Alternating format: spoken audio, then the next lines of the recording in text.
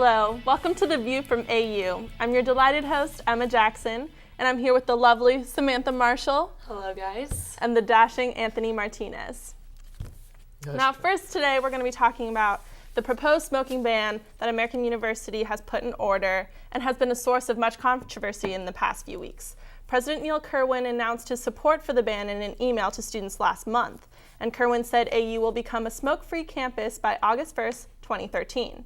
Now in March, a student government poll found that 53% of students support a smoke-free campus. Yet it seems the campus has been in an uproar since the announcement. Guys, any thoughts? I think it's complete baloney. I think, first of all, baloney, because that's all I can say on here. I think the reasoning that Kerwin used in the email was that exposure to secondhand smoking is dangerous. And we all know that. That's fine. No one is arguing that. But you're outside. What, is he going to prevent cars from driving on campus because of the pollution they emit? I mean, you're outside. You have the freedom to do what you want outside, and I don't think you can police that.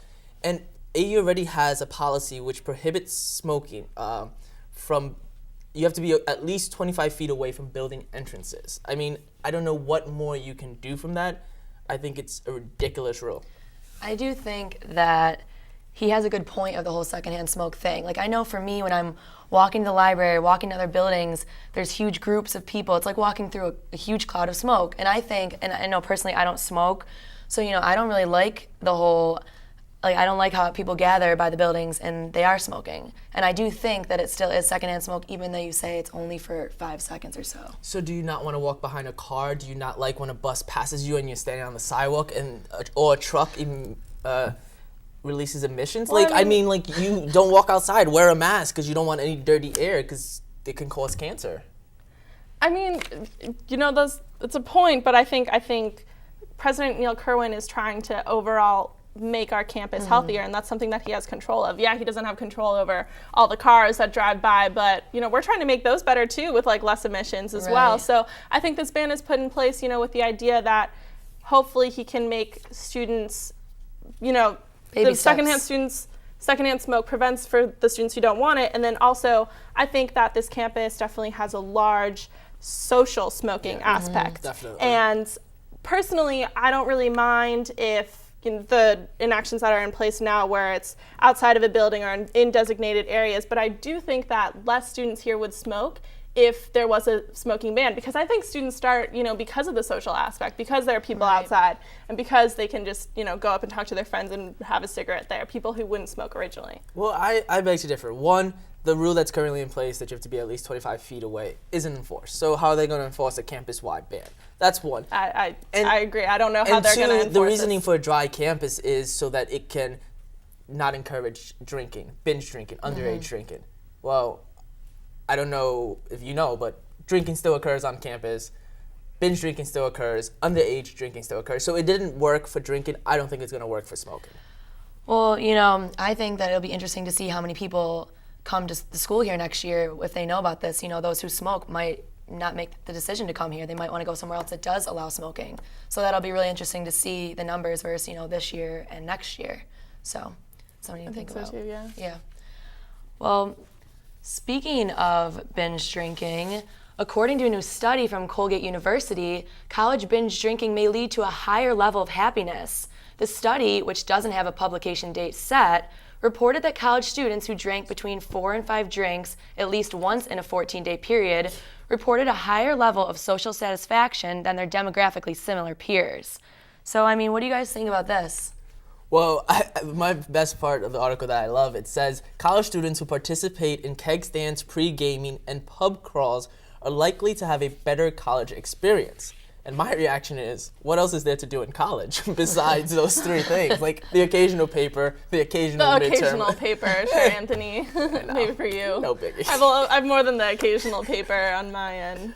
But I agree. But the thing that interests me is that the 3 things that they say, pre-gaming, keg stands, pub crawls, those are all, social things. And I think really the key part of the study is finding, people are more satisfied with their college lives because they're enacting in social, sure, drinking is something that college students do, but I think it's more the social aspect. They're doing it with people, they're going to parties, they're meeting people that way, and I think that's more of what boosts the happiness more than the actual, binge drinking. I think that's what I would Yeah, think. it'd be interesting to look at the other schools too, because this was the study from Colgate. So it's kind of a similar size to our school. So it'd be interesting to see like the state schools, like public schools, and instead of just a look at the private schools. So. Well, what fascinates me is that alcohol is a depressant, but yet binge Right. drinking makes students happy. Right. I find that so intriguing.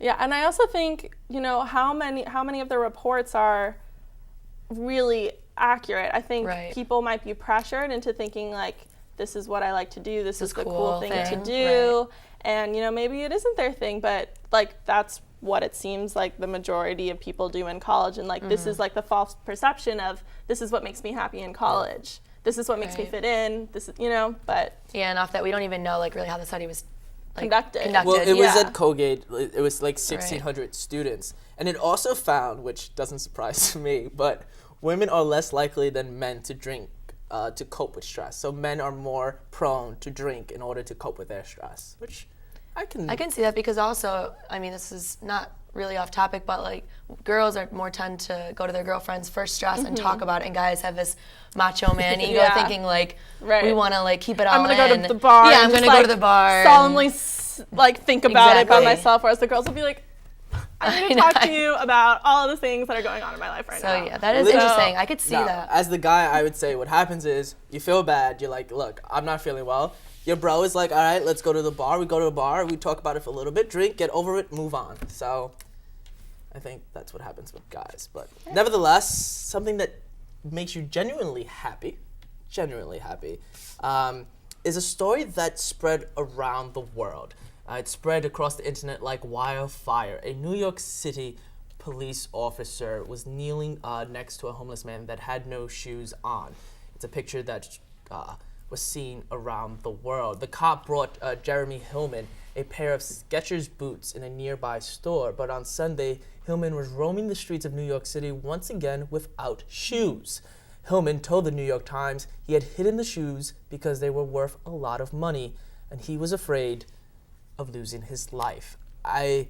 Here's a good story that started with a police officer doing a good thing for something we see too often, and now this update is just, it tells you about the environment they live in, and that the fact Right. that he has these shoes and he has to hide them because he's afraid it may cause him his life.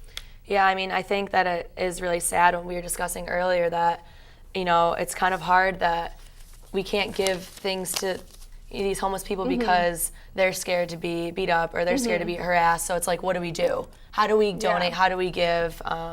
So that's kind of the tricky part. They can't be seen with these nice pair of Right. shoes, like a new jacket, anything. Really, it just shows you the type of environment or the culture Right. that homeless people live in. It is sad because we try and think about ways in which we help them, but it might not necessarily be helping them, which obviously was the case here with the officer. What drives me crazy is the fact that it's life or death. He'd rather risk getting diseases, hurting himself, walking barefooted in the freezing cold in winter in the streets of New York, Yeah. versus a wearing lose-lose warm, situation. Yeah, nice boots. It's just like, I can't imagine ever having to be in that situation. Yeah. And then you were talking to me earlier about Right. our own Sam L, who's one of our district wire. Yeah, it was really interesting. Samantha Landwehr is someone that we work with, and she actually did a video story on a homeless person here in DC, and she had to give him a cell phone in order to keep in contact with him and keep up with interviews with him. Yet he didn't want to be seen with her in public. He, frequently said, "I can't be seen with you because I'm going to get beat up." And word, other people did find out, and he was beat up and sent to the hospital. And, just goes to show that. Life Things- is rough in the Right. streets. Yeah. That's brutal. Yeah. Anyways, moving onward. Does the thought of final exams and research papers get you down? After the break, we'll discuss more hot topics and give you tips on how to stay de-stressed during finals week.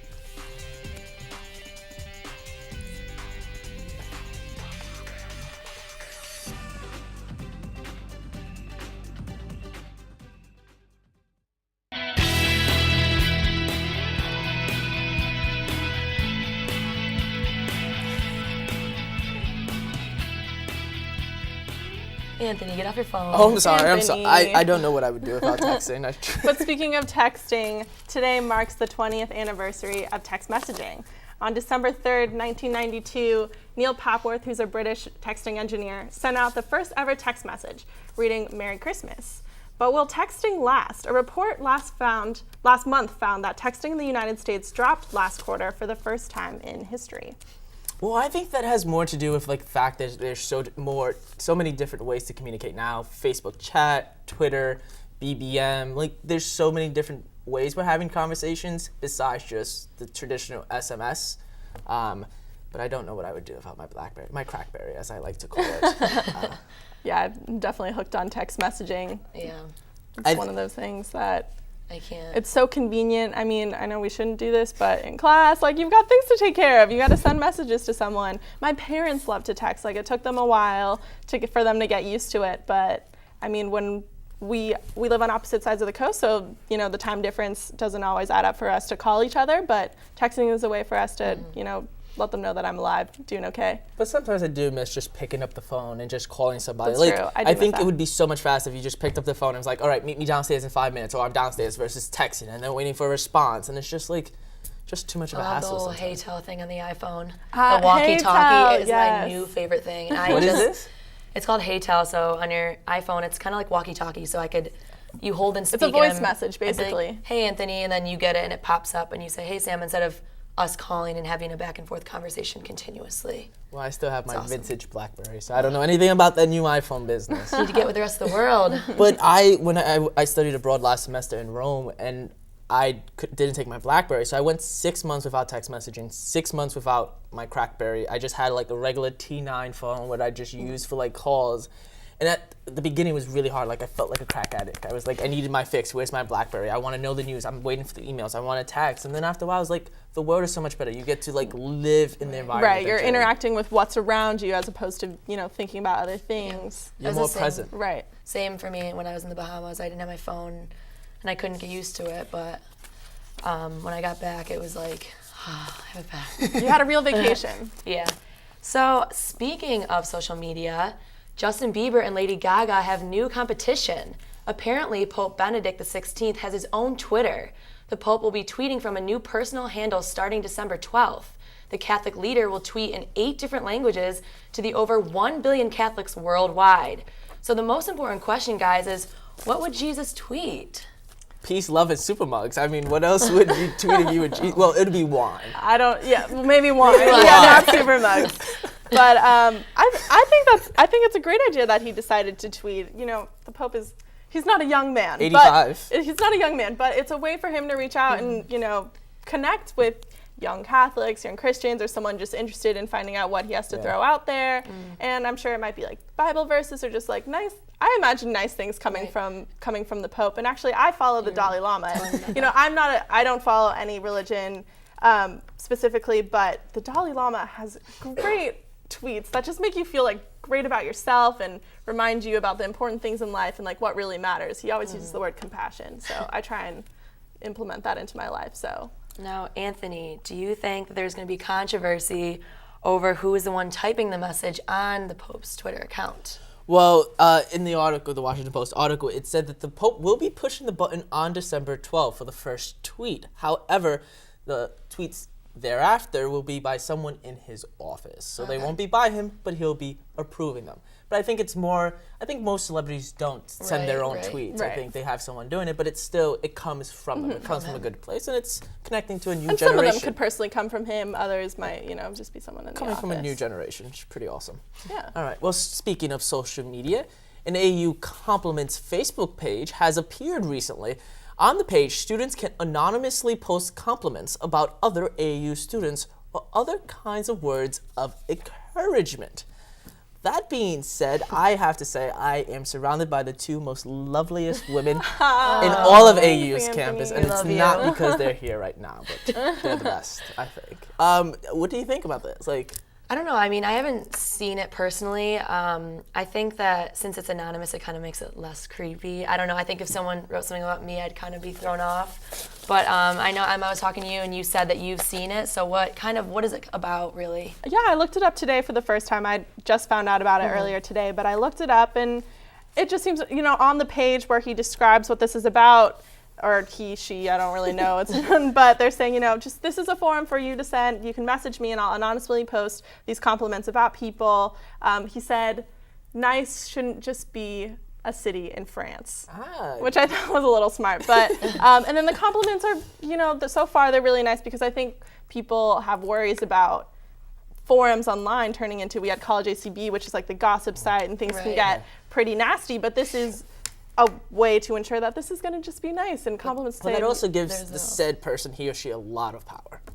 It does. Yeah.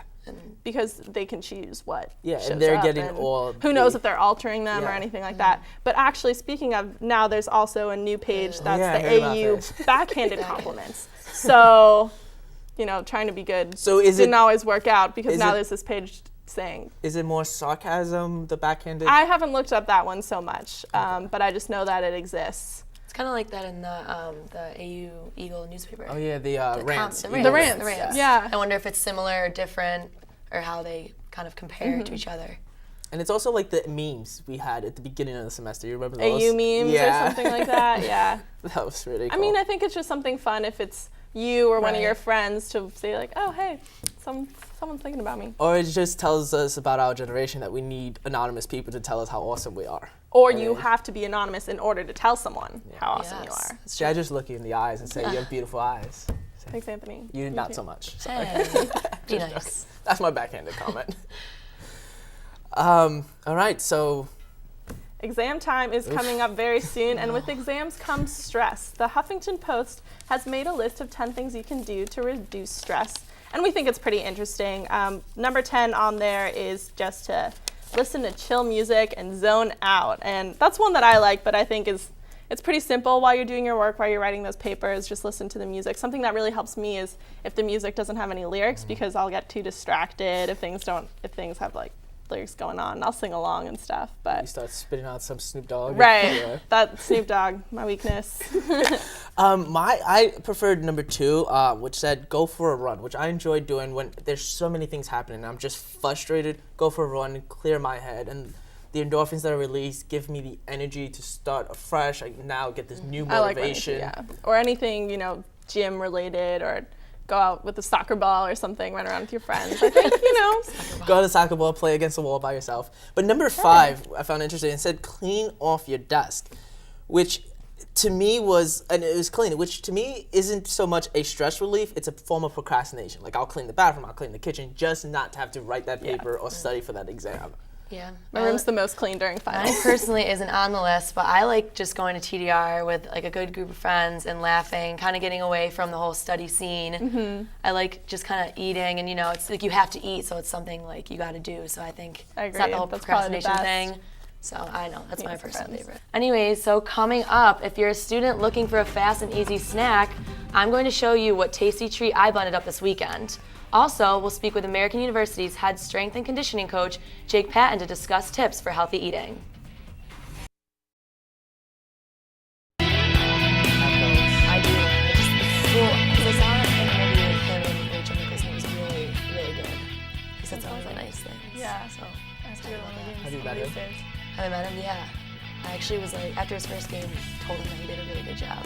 And he was like, thanks. How cute. Oh. So welcome back to The View at AU. So this weekend, I took to the kitchen and blended up a healthy smoothie. Students who are in a hurry or want something quick and easy to eat can make this any time of the day. Let's take a look. I'm here at our Saratoga Avenue house, and I'm going to show you all how to make a peanut butter banana smoothie. It's a great meal for breakfast if you need something really quick and easy and you're on the go. Steps are really, really easy, so I'm going to show you. So you need about 2 teaspoons of peanut butter right in the blender. And once you're done with that, take 2 bananas. And this is really accessible because you can get these items from TDR. So all you need is a blender. And, okay, this one's hard to open. And then the last banana. And obviously lots of ice. Oops. Okay.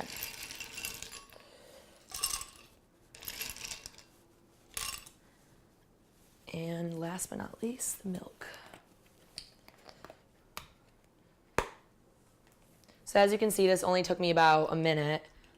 So for those that have class early in the morning, this is a great treat to have, and it's very filling too. So now I'm just gonna pop this on and blend it up.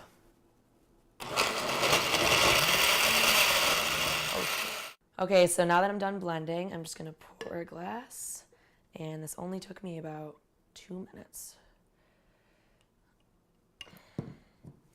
As you can see, this is your perfectly blended peanut butter banana milkshake. Where's the got milk mustache?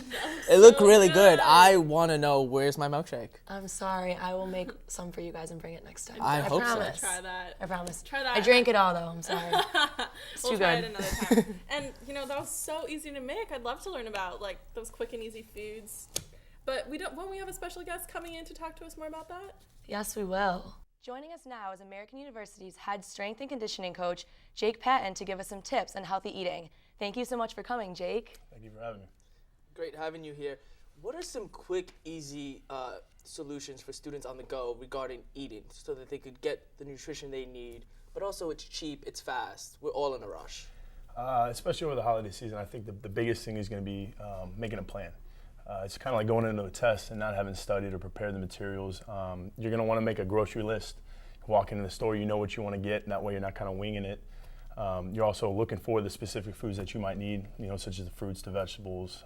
If you're trying to make a salad, something that's real simple to kind of put in your bag and go. It's going to be harder in the holiday season because there's going to be a lot more temptations, but I think, again, if you make that list and you kind of detail all the specific needs for yourself, I think it should be quite easy doing it. Cool. Jake, I have a question about late night eating.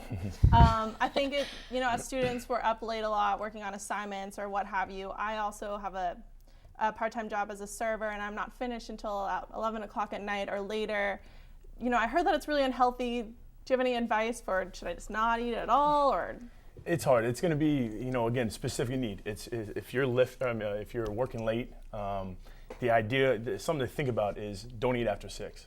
Try to find a time that you're eating. Yeah, I know it's That's difficult. really early. And especially if you have a very busy day with multiple things to do, classes, work, whatever it is, it's challenging. If you can eat somewhere, let's say no later than 7, I'll give you that. If you're a student who's trying to eat any later than 7, what will help with that is if you try to brush your teeth right after that, maybe 20, 30 minutes. Sometimes people have that mental, habit of, I just brushed my teeth. I can't eat now because then I'm going to have to redo the whole hygiene process. What happens if you're up to like 11 o'clock at night and then your stomach starts growling because you're hungry? Again, then you're going to have to plan ahead of time, throughout the day leading up to that. So that means eating breakfast, eating your lunch, your dinner, and then having a couple snacks in between. So the more you spread out your food throughout the day, the less you're going to be tempted to eat later on in the night.